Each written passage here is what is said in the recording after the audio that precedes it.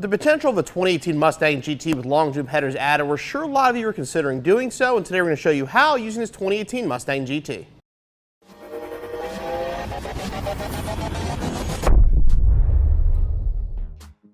We're going to be installing these Corsa long tube headers, which will fit your 2015 through 2018 Mustang GT. Now these feature a 3/8 thick laser cut flange into a set of 1 7/8 primaries into a 3-inch collector with a scavenger spike. In our case, we're with a 3-inch off-road mid-pipe. The entire setup is made of 304 stainless steel, and Corsa includes almost everything you need to install in your 2018 Mustang GT. When I say almost everything, it's actually not 100% true. They do provide everything necessary for your 15 through 17, including these oxygen sensor extensions.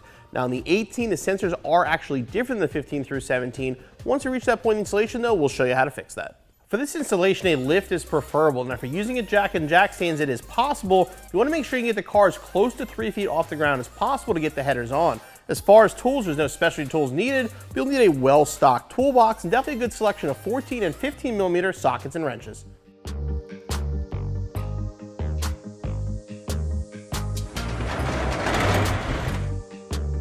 We're going to begin the installation in the engine bay. We're going to remove the cover to make it a little bit easier to get down on the sides, which we'll have to do later. And then we're also going to disconnect the battery.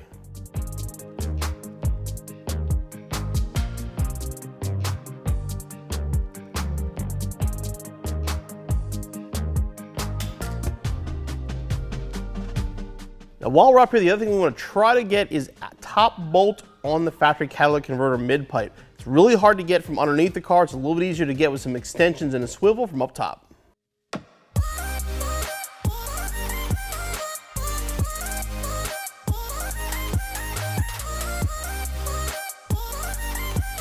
Next thing we're going to try to do is get to the motor mount nuts from the top. So to do that, we're going to take the cold air kit off the driver's side.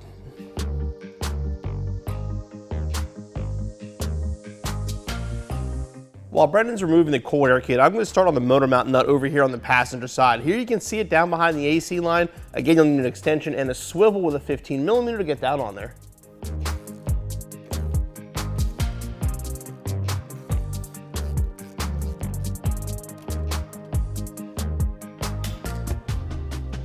Okay, do the same thing over on the driver's side.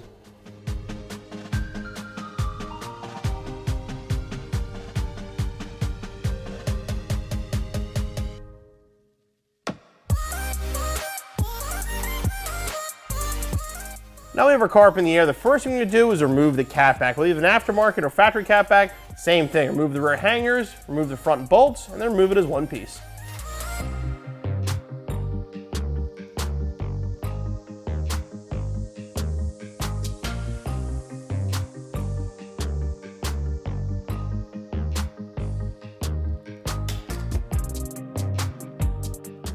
The exhaust off, we're going to work on this passenger side mid-pipe. So I'm going to come back here, unplug the oxygen sensor, and fish it through.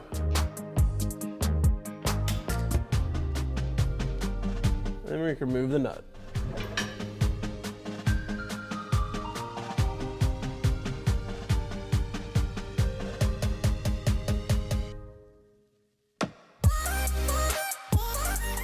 Now we'll separate this mid-pipe here just to give us a little more room.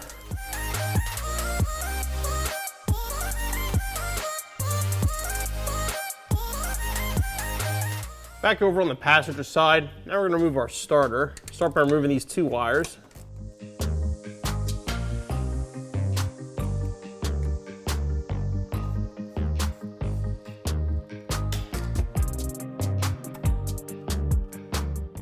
The starter disconnected, now we can remove the starter bolts.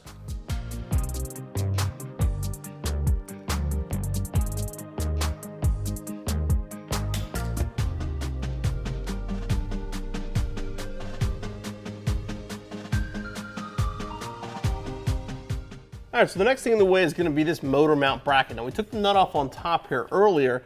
Now we're going to remove all the bolts and studs that hold this to the engine.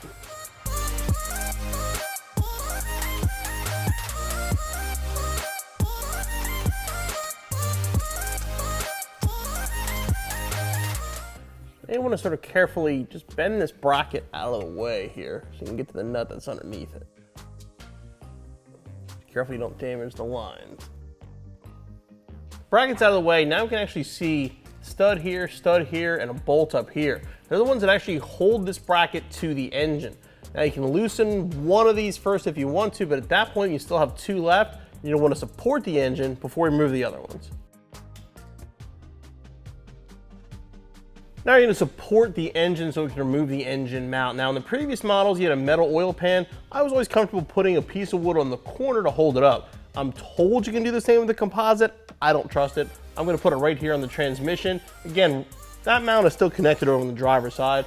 We're just taking the passenger side mount off for now. This will be plenty safe to hold it.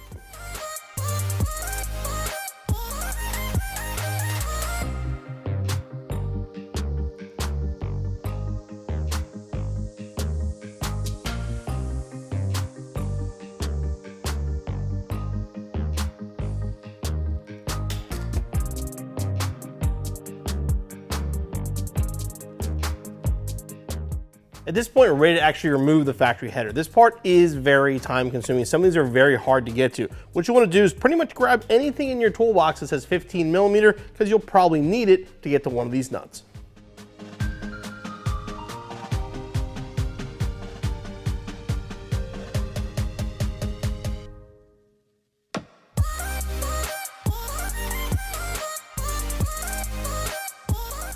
All right, so all the nuts off, we're ready to remove the header now. Unfortunately, there's just simply not enough room in here to get it off the studs. So next thing we're gonna do now is grab our E8 socket and remove the studs. All right, now you can sort of work the header out.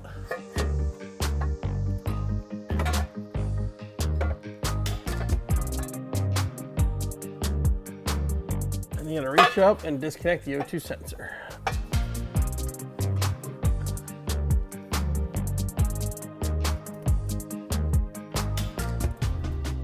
All right, we're ready to begin the installation now of our passenger side header. What you want to do is grab the correct bolts. There are two different bolts included in the kit, a silver bolt and a black bolt. They're going to be different pitch on the threads. Double check to make sure you have the correct one. Just thread it in a couple turns. You'll know pretty much immediately if it's the right one. What we're going to do here is grab our gasket. We're going to put just the two lower bolts in so we can put the header up into place and use those bolts to kind of seat it in.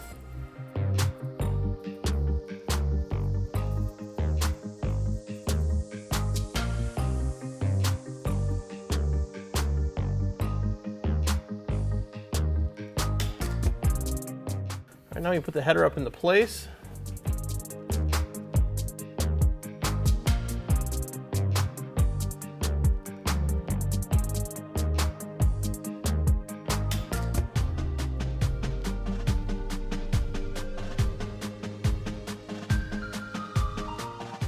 All right, so now we get the bolt started. We're gonna go back through, install the rest of the bolts on this header, and then reinstall everything we removed. Bolt down the motor mount again, put the bracket back into place, reinstall the starter, then we can move on to the driver's side.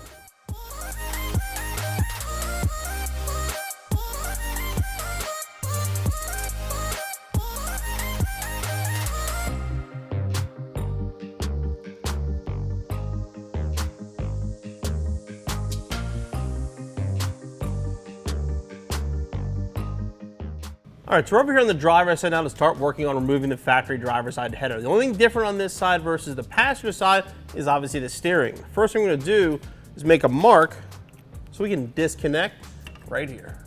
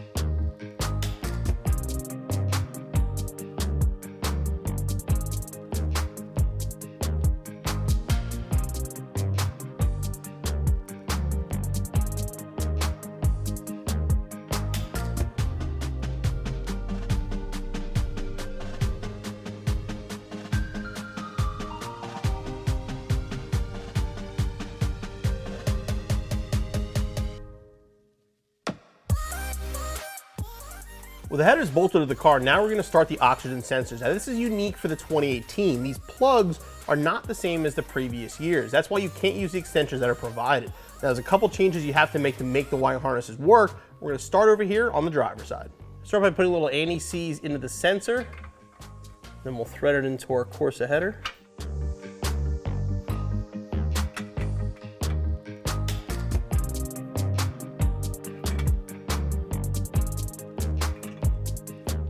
Now here you can see the sensor does not reach for the front driver's side. This is actually very easy to fix. All I'm gonna do is pop this clip off, this one, the gray one back here, and this clip off here. That'll give us enough slack to plug it in.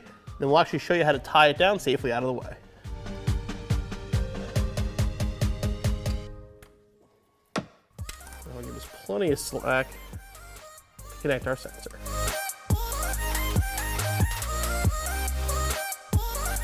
And this plug here can actually go right in there. Push that in, then make sure everything else is just clear out of the way. Then we're gonna just slide this carefully on the wire.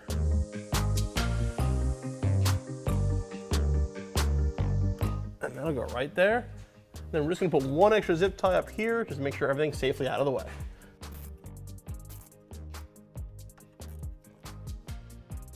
Now we're over on the passenger side. This is the place where you will need one additional part for the installation. The shorter harness here with the sensor is going to be your factory sensor for the front. Now this is going to plug in up by the cylinder head, and because the locations change with the header, this will not reach. The solution? Pick up another driver's side harness and sensor. This is a longer harness and it will actually reach up to the factory location.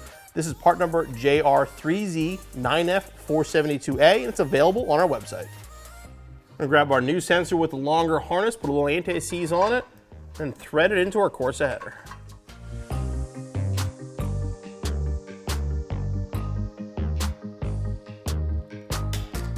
This is the harness here that goes down to that O2 sensor. And even with the longer wire on there, it's still gonna be tough to reach. So to make life easier, what we're gonna do is come up here, you pop all these clips off.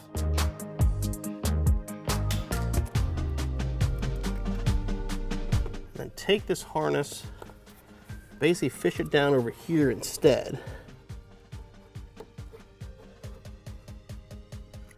That will give you a lot more slack to be able to plug in that O2 sensor. Then you're done, just go back and make sure the harness is not touching the header anywhere, anything hot.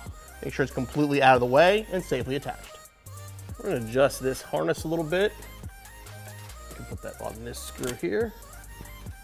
Make sure you got a good amount of play there.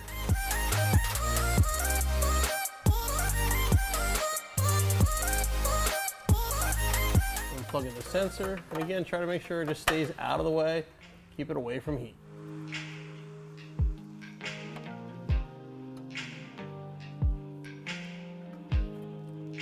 Now we're ready for the mid pipes. Now again, we're going with an off-road style setup here, as this car is going to see a lot of track time. Little anti-seize on the stock sensor. Put it in, tighten it up.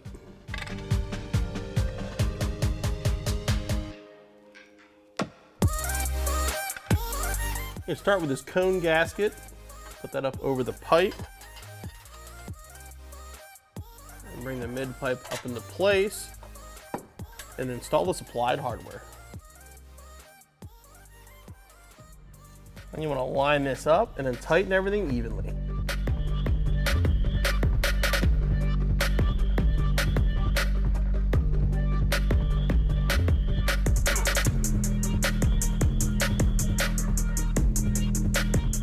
And then repeat the process with the driver's side.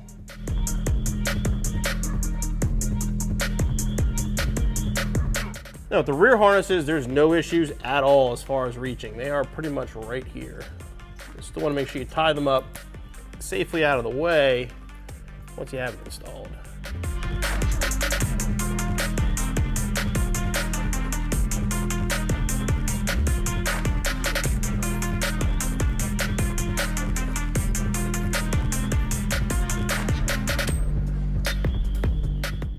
And the last step here is grab the rest of the mid pipe. Make sure you grab a clamp.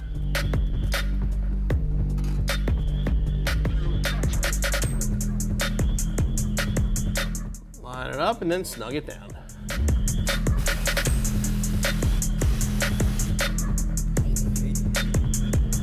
leave it loose enough to make some adjustments.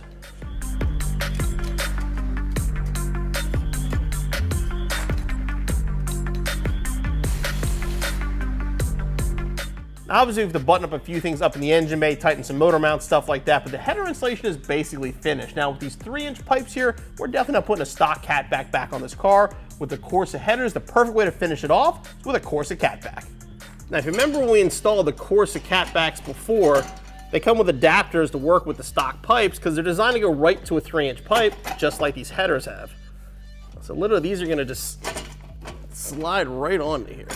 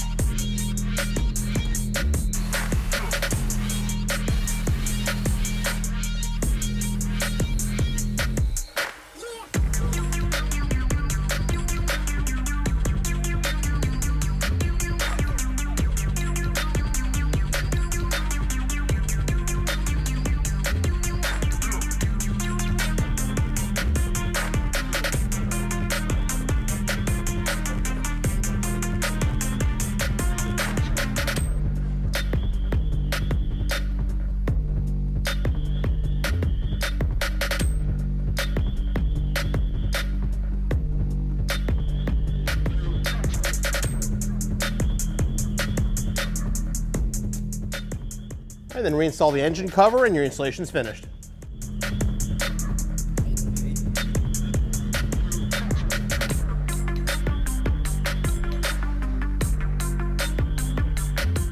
So the Corsa headers fit great. Now let's hear how they sound with no catalytics and their sport exhaust.